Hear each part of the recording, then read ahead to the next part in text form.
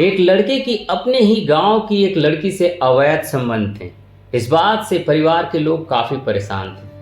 उन्होंने सोचा कि यदि इसकी शादी बेहद खूबसूरत लड़की से करा दी जाए तो शायद उस लड़की का पीछा छोड़ देगा, और फिर परिवार वाले वैसा ही करते हैं। एक बेहद खूबसूरत लड़की ढूंढते हैं और जनवरी 2024 में उस लड़के की शादी हो जाती है। कुछ समय बीतने के बाद परिवार वालों को ऐसा लग रहा था कि अब सब कुछ ठीक हो चुका है। अब परिवार वाले जानना चाहते हैं कि वाकई में लड़के में चेंज आया है या नहीं। इसके लिए लड़के का पीछा करते हैं तो पता चलता है कि शादी के बाद भी वह अवैध संबंध अभी भी बरकरार है। अब घर वाले सोचते हैं क्यों ना बहू को सारी बात बताई जाए, शायद बहू लड़के को सुधार पाए। घर वालों ने बहू से यह बात कहने की कोशिश की और कहा कि हमारे बेटे को एक लड़की से अवैध संबंध चल रहे हैं।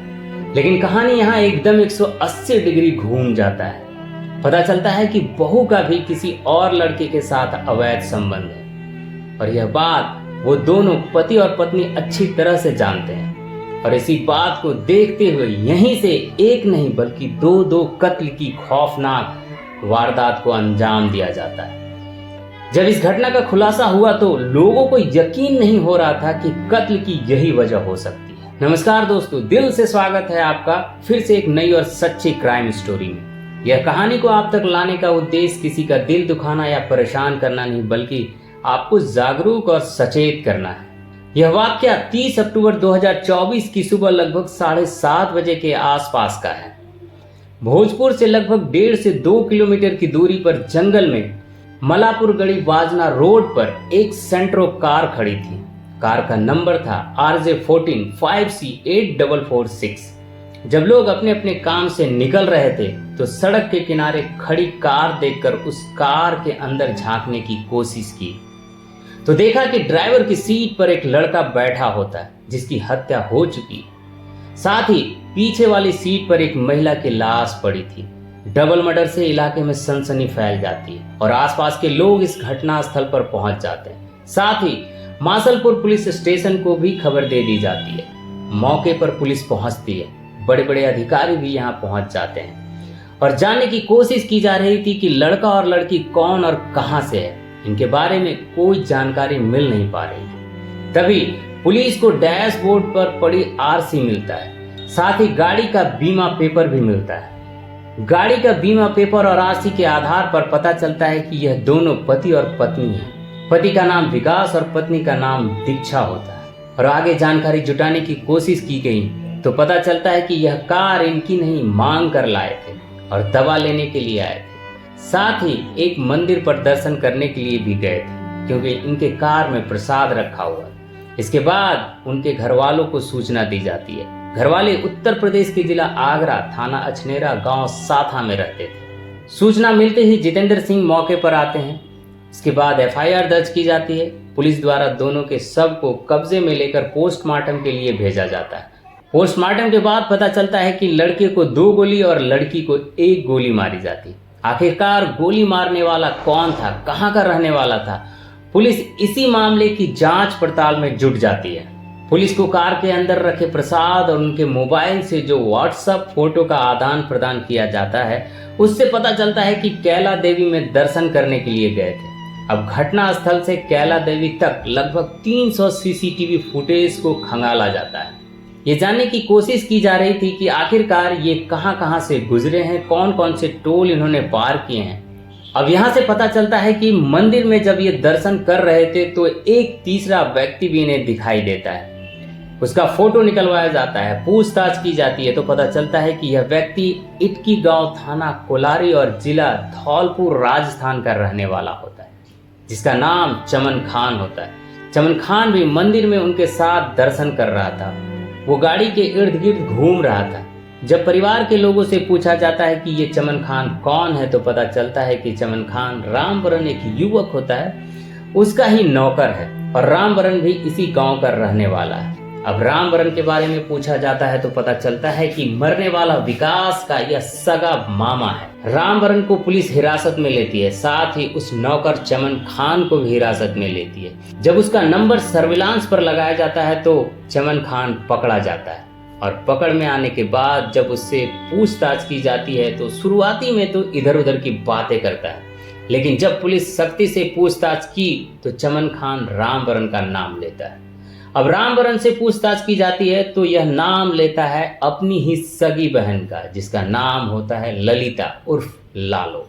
ललिता उर्फ लालो को 31 अक्टूबर 2024 को गिरफ्तार कर लिया जाता है।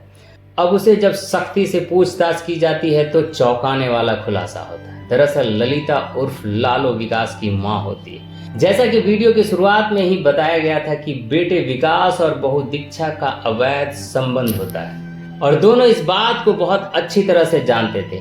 मां ने जो सपना देखा था कि बेटे का मन बहू में लग जाएगा, लेकिन पता चलता है बहू तो ऑलरेडी पहले से ही अपने एक प्यार के साथ घर में प्रवेश की थी और यह बात मां को और ज्यादा परेशान करने लगती है। दोनों को बार बार समझाती है, लेकिन दोनों मानने को तैयार नहीं थे और मां ने उन दोनों को अपनी आंखों से कई बार अवैध संबंध बनाते हुए अलग अलग लड़के और लड़की के साथ देख लिया था। मां के बार बार समझाने के बाद भी जब नहीं मान रहे थे, तब मां ने अपने भाई रामबरन से यह बात कही कि अगर यह समाज में पता चलती है तो बड़ी बदनामी होगी, जैसे इनके कारनामे।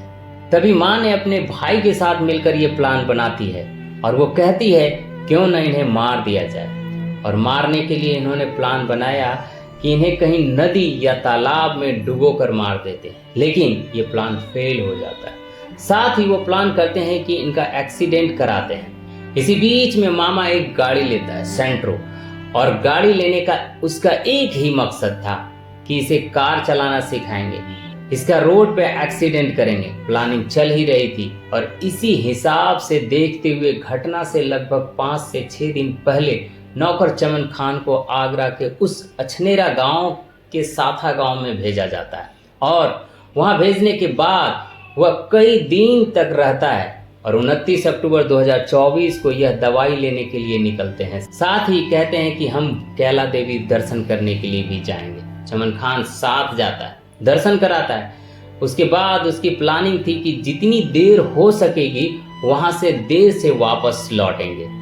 और जब यह मासलपुर थाना के आसपास आ रहे थे तो गांव रास्ते में पड़ता है भोजपुर से लगभग 1.5 या 2 किलोमीटर पहले ही गाड़ी को रोक लिया जाता है और इसी बीच चमन गाड़ी से उतरता है और कहता है कि तुम गाड़ी खुद ड्राइव करो। वो खुद साइड की सीट पर बैठ जाता है और अपने मालिक के भांजा विकास को ड्राइवर की सीट पर बिठा देता है। दोस्तों, एक छोटी सी रिक्वेस्ट है, आप इस वीडियो को देखकर जो अपना कीमती वक्त और प्यार दे रहे हैं तो मेरा भी दायित्व बनता है कि मैं भी आपसे जुड़ा रहूं, आपके लिए वीडियो बनाता रहूं। इसके लिए चैनल को सब्सक्राइब जरूर से जरूर कीजिएगा। अब कहानी पर वापस आते हैं। यह प्लान करते हैं कि इसको गोली मार दी जाए, लेकिन वो गोली मार नहीं पाते। मामा पहले से ही मौके पर मौजूद था क्योंकि उसको लोकेशन वगैरह सब कुछ दे दी गई थी पहले से ही। मामा जब मौके पर होता है तब मिलकर ही गोली मारते हैं। 2 गोली भांजे विकास को और 1 गोली उस लड़की को मारी जाती है और गोली मारकर यहाँ से आराम से भाग जाते हैं, यह सोचकर कि कभी पकड़े नहीं जाएंगे। लेकिन पुलिस ने इस घटनाक्रम को महज 24 घंटे में ही खुलासा कर दिया। न केवल मामले का खुलासा किया बल्कि इस बात का भी खुलासा किया कि आखिरकार हत्याकांड की वजह क्या है, क्योंकि मां ललिता उर्फ लालो ने इस बात को स्वीकार कर ली थी कि उसने ही अपने बेटे की हत्या कराई है। मां, मामा और नौकर तीनों को गिरफ्तार करके इन्हें जेल भेज दिया जाता है। जब इस घटनाक्रम का खुलासा होता है तो केवल राजस्थान में नहीं बल्कि उत्तर प्रदेश के आगरा में भी सनसनी फैल जाती है। लोग सोचने पर मजबूर हो जाते हैं कि ललिता नाम की एक महिला आखिरकार अपने बेटे की हत्या कैसे करा सकती है। एक तरफ जौनपुर में अपने बेटी की हत्या का दर्द मां सह नहीं पा रही है और एक तरफ मां अपने बेटे की हत्या करा देती है। पूरे प्रदेश में नहीं बल्कि पूरे देश में हंगामा मच जाता है। तो लोग ये सोचने पर मजबूर हो जाते हैं कि ये रिश्ता किस ओर जा रहा है, आखिर लोग क्या कर रहे हैं, कुछ समझ में नहीं आ रहा। तो दोस्तों, ये थी बेरहम मां की सच्ची और खौफनाक कहानी। आपने इस कहानी से क्या सीख ली, कमेंट में जरूर बताइएगा। Thanks for watching.